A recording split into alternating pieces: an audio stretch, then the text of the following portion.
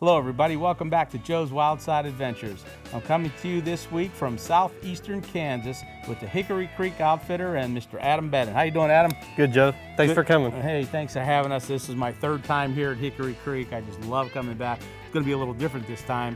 Instead of those winged creatures, we're going after those big whitetails. Chasing those monster whitetails, that's for sure. Yeah, you hear so much and read so much about hunting whitetails in Kansas, and that's really why we're here. Early season, muzzleloader. Tell us a little bit about how we're going to be hunting. We got some ground blinds set up. We got some box blinds set up, some tree stands set up mostly over green soybeans. The bucks are just coming out of velvet, and they're still in their bachelor groups, but hopefully we can get one that'll come out and feed a little bit in front of us before it gets too warm, and in the mornings and in the evenings, and get one on the ground for you. Yeah, you know, some of the pictures you've been sending us from your trail cams, there are some monsters out here. So let's see what happens. You know, we got 5 days to hunt, and I'm sure between the three of us, you know, luck will be on our side. We'll do a little bit of good. Let's hope so. Let's put some bone on the ground. All right. Hey, stay tuned, everybody. When we come back, Joe's Wildside Adventures with the Hickory Creek Outfitter in southeastern Kansas.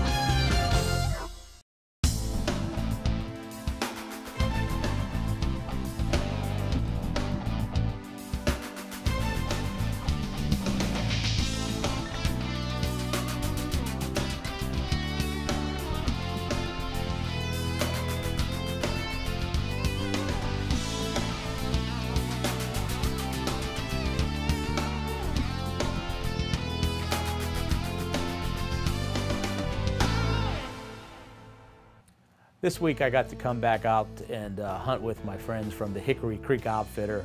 And again, this is such a nice place to be. The hospitality here is just, it's unmatchable. And it's so much fun to come out and have that family atmosphere and sit around and talk and have dinner together and talk about the day's events.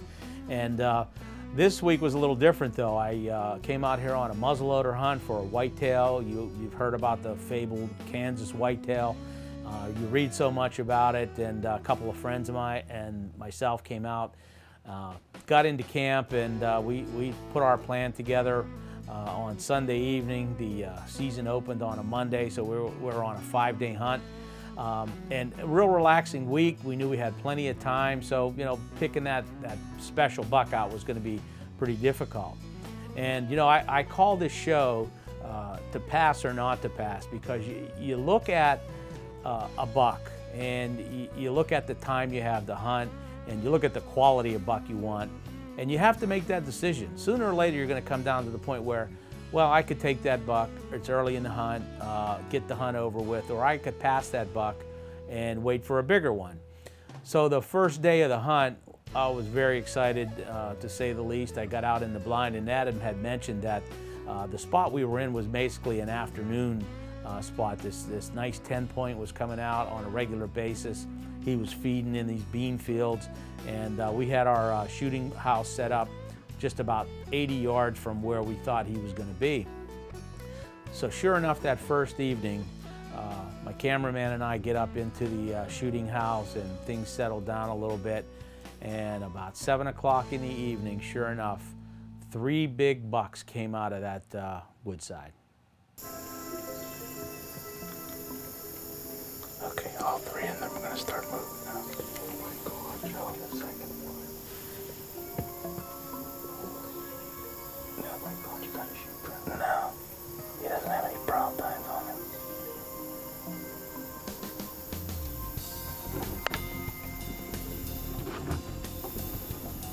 Don't go, let him go. Are you kidding me?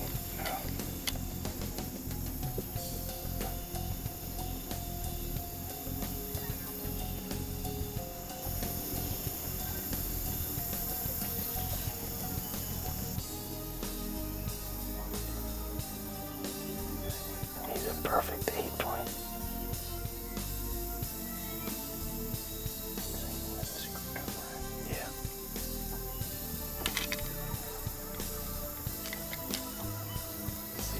that big one. The 10 point hasn't come out yet.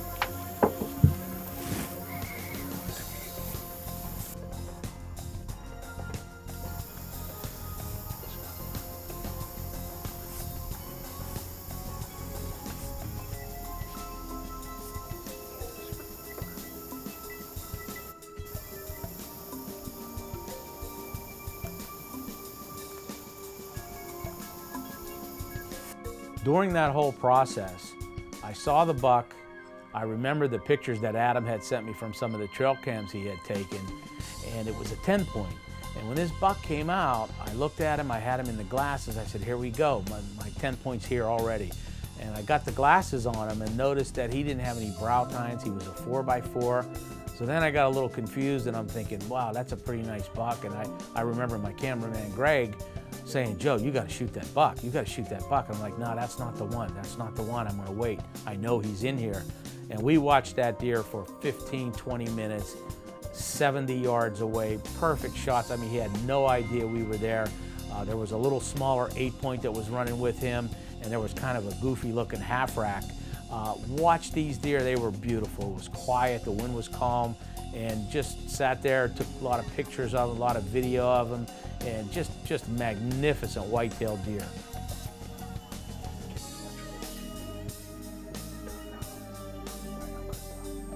Man, we have got 3 bucks in front of us. This one right that's close is only 30 yards away. I'd shoot him all day in Pennsylvania.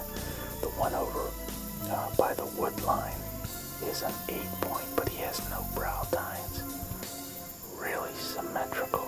He doesn't look real heavy, but he's a beautiful deer.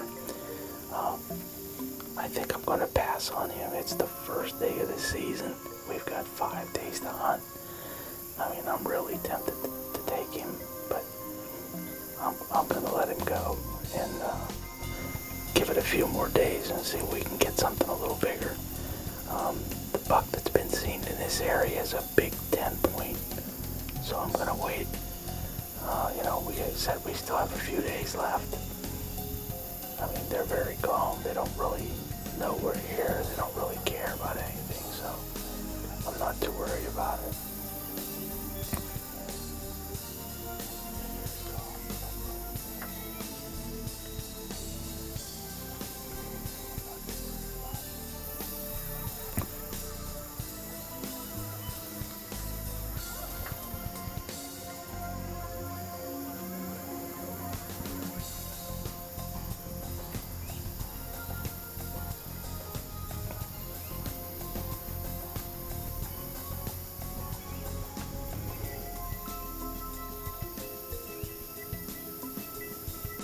Later in that evening when I got back and described that buck, he must have broken his brow tines off while he was rubbing off his velvet, because he did not have any. And when we looked at the pictures and the video of this buck, it definitely was the same one. So had that buck come out of the woods with brow tines on him, my hunt would have been over the first day, and I would have been able to film and help my buddies out with the rest of the hunt.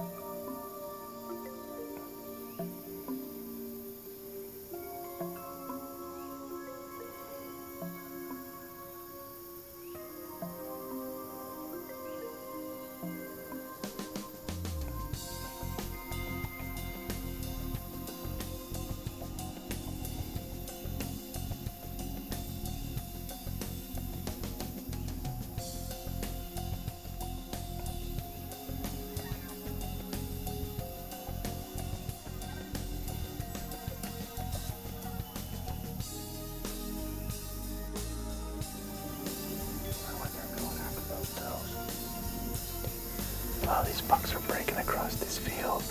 They're probably going in after those does over there. Man, that was one of the toughest things I've ever had to do, is pass up a buck like that. Wow. Big, tall 8. Beautiful symmetrical points. His G1s, 2s, 3s, and 4s were perfectly symmetrical. He didn't seem like he was really, really thick though, and he didn't have any brow tines. But man, what a beauty. I know we got some good footage of him. The other one had a kind of a crazy looking half rack. It looks like it was broken off at one time and kind of grew back all deformed. And the other one was a really nice young 8-point. 3 really nice bucks. Wow. But again, that's today's only our first day. We're here for 5 days. And we're hoping to get something better. Adam told us there's a 10-point running around, and he's been seeing it quite a bit, so I'm going to try and hold out for that 10-point, and hopefully we'll get lucky and get a look at him tomorrow or Wednesday. Wow, we're back out here in the tree blind, our second day here in Kansas, and at the exact same time this morning, that little 4-point buck came out again. Started feeding again and just moseying around, just taking his good old time. And yesterday, after he was done eating, he kind of walked down into the woods right where he was feeding. Well, today he did something a little different. He went into the woods. He came back out a couple of minutes later and then walked across this bean field and just taking his good old time, no worries. Didn't have any clue we were here. Went over into this set of woods here on the right-hand side of us. So we'll see what happens. Yesterday afternoon, we had those 4 bucks that came out just about 7 o'clock in the evening. 3 more came out, and I ended up passing on that nice 4x4. Looked like he was a 10-point at one time. That's the deer we were actually hunting. We went back to camp last night and we looked at the trail cam pictures of him, and it looks like he broke his 2 brow tines off, probably rubbing his velvet off. So everybody was a little bit disappointed that we didn't get that buck, but I was looking for another one. It was nice, but I think if he comes back today, we see him this afternoon, I'm gonna take him, because that was the buck that I came out here to hunt. Just didn't put 2 and 2 together with him breaking his brow tines off. But it happens. Who knows? Maybe we'll see a different one. So Wednesday morning, we're on our way in. We had about a 3/4 of a mile walk, and we got in almost to the shooting house, and we heard a snort about 15 yards in front of us. It was still dark, pitch black. We couldn't see anything. We heard this deer run off, snorting all the way through the woods. We took a few more steps, and all heck broke loose. There were probably 3 or 4 deer already in the beans that were feeding, and they just blew right out of there. So we were very disappointed that, you know, our morning hunt was over. We bumped those deer out, and, you know, we were wondering whether they were going to come back. We ended up going back and sitting in that blind all afternoon until dark, and never saw them again. So we kind of figured that place was pretty well blown out, and we were going to have to look for something else on Thursday morning. Hey everybody, welcome back. We're going to talk a little bit with Adam Bennett, the owner of Hickory Creek Outfitter, who just recently picked up some new property and another lodge, from what I understand, right? That's right, Joe. We actually started our second lodge this year, the Lightning Creek Lodge, and it's named after the creek it sets on, which is Lightning Creek. And we actually picked up another close to 8,000 acres, so we're operating 12,000 acres now. So you have waterfowl hunting, turkey hunting, whitetail hunting, and then you have some sporting birds. You have some upland bird, pheasants, and quail running out of both camps now. Yeah, we actually do the controlled quail and pheasant hunts, and we've recently added predator hunts to our list of animals that we go after now. Oh, that's fantastic. And from what I recently heard, now you have just about the 4 species of turkey. So you can actually come to Hickory Creek and and hunt 4 species of turkey? Well, we're working on the Merriams, but yes, we do have the Osceolas in Florida down there with Dave. We got the Rios and we got the Easterns here. And with any luck, by October, we'll have the Merriams locked up too. That's fantastic. I just came back from a very successful alligator hunt in northwestern part of Florida with Dave Mellenbacher, who is now working with you guys. And I met Dave when we did our waterfowl hunt last year. So you guys basically, you're covering some ground. Yeah, we've worked really hard at making this what it is, and we're really excited about everything we've got coming up in the future, and looking forward to having you guys back for a waterfowl hunt again in January.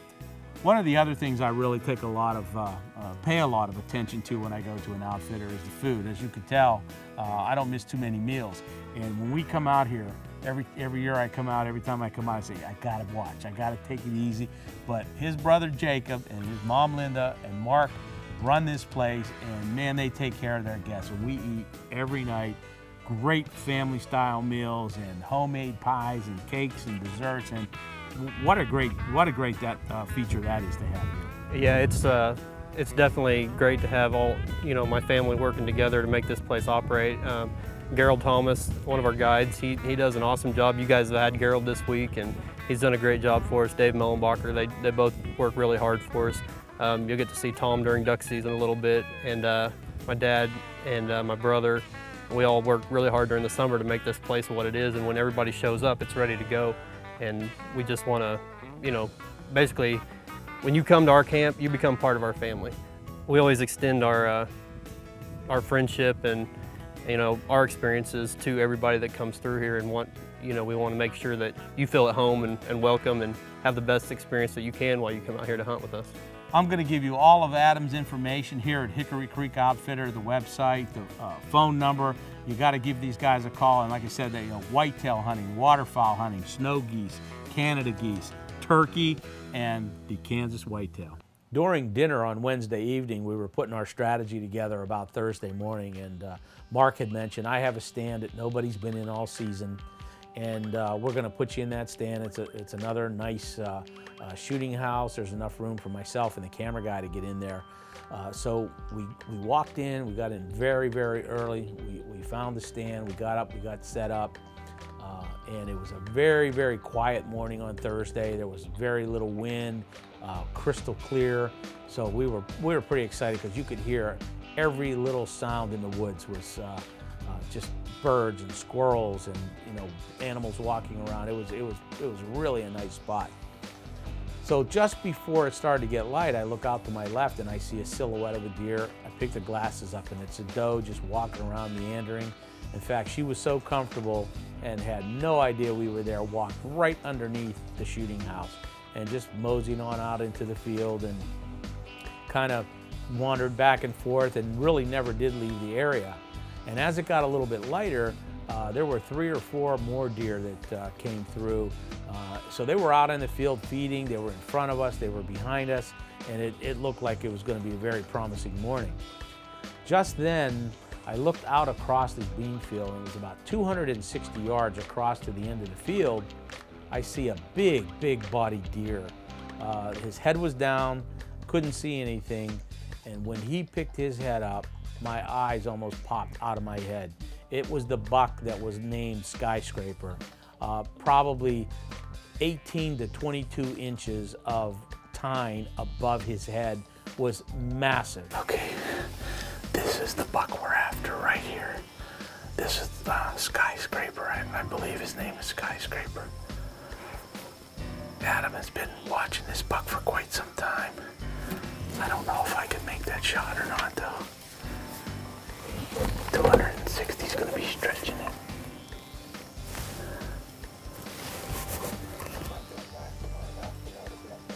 Oh my God. If I had a rifle, this is game over here, but I got a muzzle loader.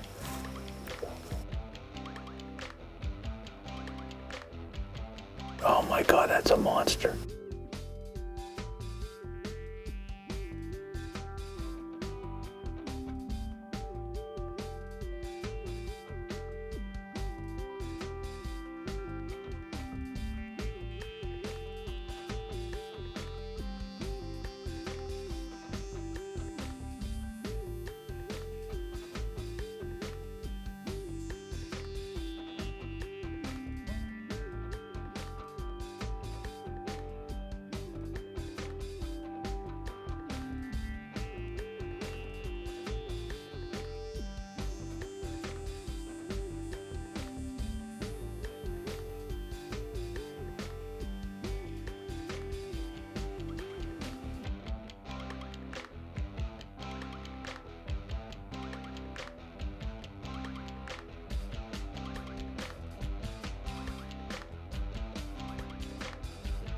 I got the shot right here. So we're looking further away out. There's another one back there, Joe. I don't know if I can make this with this muzzle loader. Oh, look at that. That's perfect.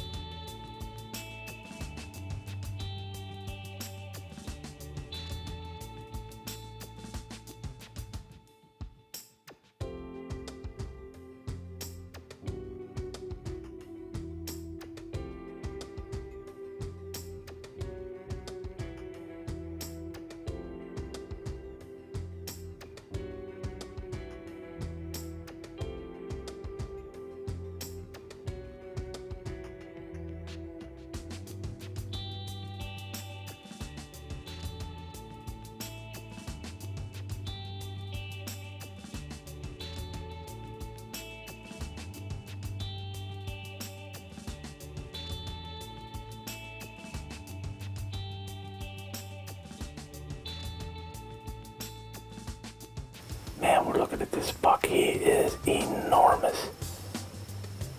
He's at least 10.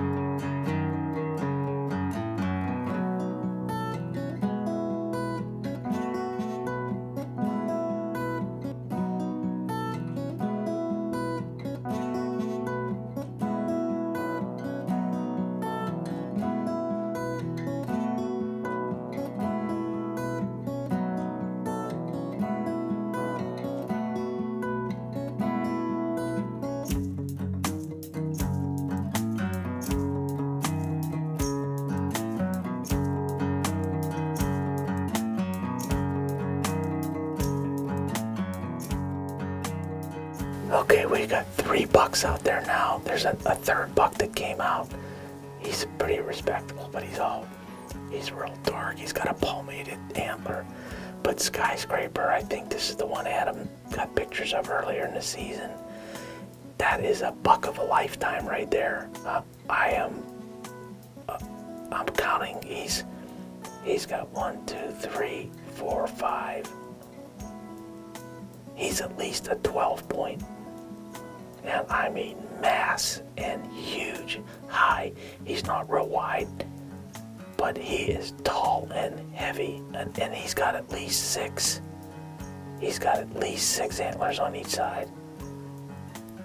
And I'm wondering here, I'm a little leery about shooting 300 yards with this muzzle loader, but man, I don't know if I'm gonna get another pop at him or not. But we're gonna wait him out. It's about 7:20 in the morning. He came out a little bit ago, and you know, we got all day today, and we have tomorrow. So what I'm thinking is, if I don't get a good shot at him today, this morning, I might think of something for this afternoon where we could set up. Or tomorrow morning, we know where he's going to come out. So we'll just play it by ear here and keep an eye on him, see where he goes.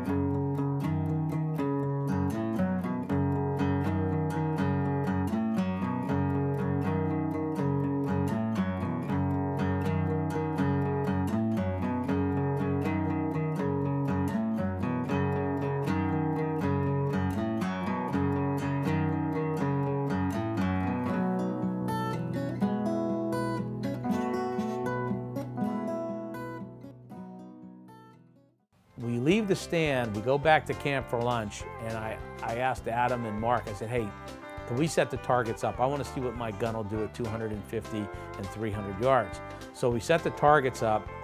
My first shot at 200 yards was just about 12 inches below where I was aiming.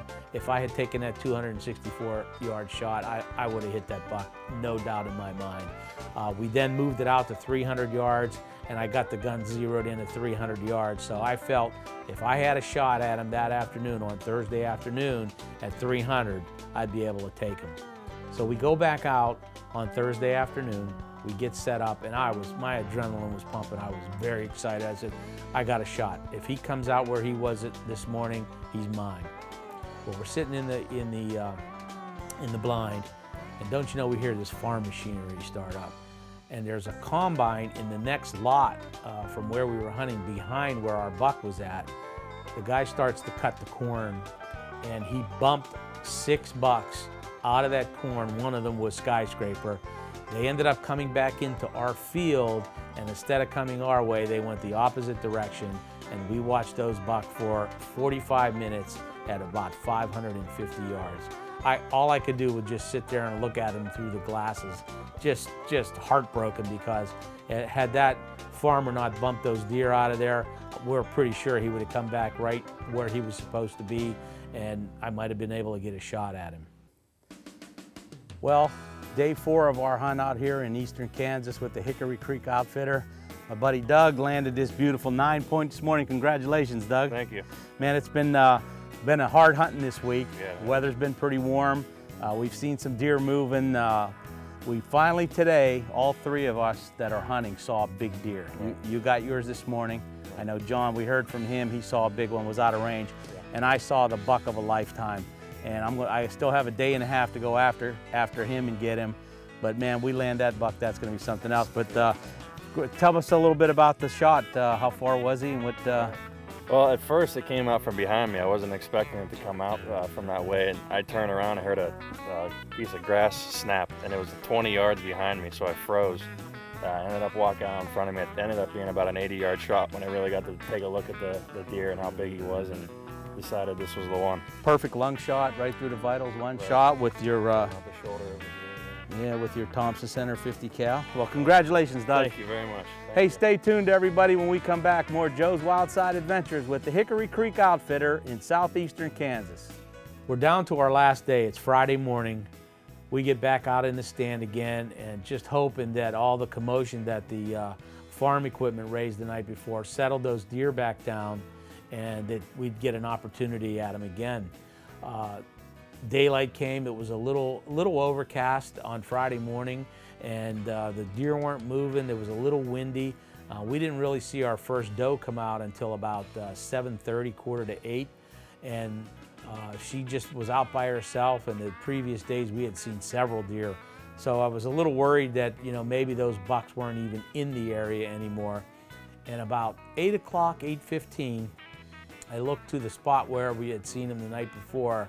And sure enough, here they came, single file, 3 small bucks came out of the brush, and I was positive that those 3 big bucks were going to follow, but they never did. So we watched the 3 little ones, and we looked about 20-25 yards to the right, and I could see antlers shining in the sun.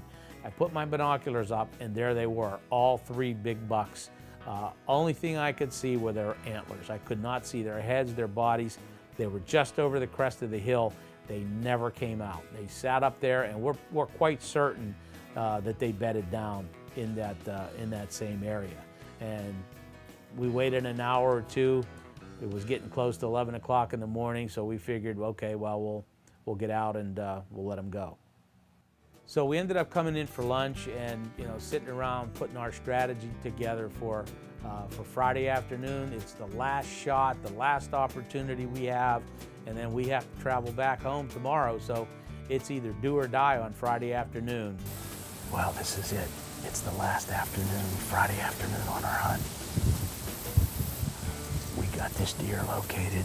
We put him to bed this afternoon, early morning, late morning, and we're hoping he's going to come out of the tree line where we saw him the other day. If he steps out of there, we got a real good shot at him. But Adam, we've got a lot of beans here, and there's corn behind us. We noticed that they're spending a lot of time in the beans. Is there any reason for that? Judge, just because of how hot it is. During the wintertime when it gets cold, them deer need the carbohydrates that the corn provides. And right now, these green soybeans got a lot of protein in them. That's what the deer are using to get ready for winter. So that's why they're feeding these green soybeans. Plus, it tastes sweet to them. They don't need that corn right now. All right. So if this big skyscraper buck comes out where we want, he's going to be a 200-yard shot. I feel real confident at that distance with this gun. And we've seen him 3 times here in this same spot. So, man, all he's got to do is give us an opportunity, and we're going to have ourselves a serious trophy. Yes, sir. We've done a lot of hard work to get to this location tonight. Crawled through a lot of thorn bushes. Hopefully it'll all pay off here within the next couple hours. Well, folks, made a valiant effort all the way till the last minute of shooting hour on the last day of our hunt. We saw that buck in that corner of that field, and that buck had been traveling with Skyscraper and another really nice 8-point all weekend. I thought for sure getting up in that field, But that just goes to show you, I made a choice early in the week. I passed up on a nice buck, and I'm glad I did because I got to see the buck of a lifetime. There was a 190 buck that you saw on tape. He was amazing. I probably should have taken a shot at him, but I just wasn't comfortable with 300 yards. And before we go, Adam Bennett, thank you so much from Hickory Creek Outfitter. No problem, Joe. We're glad you guys came by, and we'll see you in 4 months. Yeah, we're going to be back out here to do some duck hunting, but we're going to give you all the information for the Hickory Creek Outfitter. Give Adam a call. He does turkey, he does whitetail, he does waterfowl. You'll have a great time, and the hospitality's fantastic. So that's going to do it for this week's show, folks. I want to thank you for watching Joe's Wildside Adventures, and make sure you stay tuned for Cooking on the Wild Side coming up next. Thanks for watching, and we'll see you next time.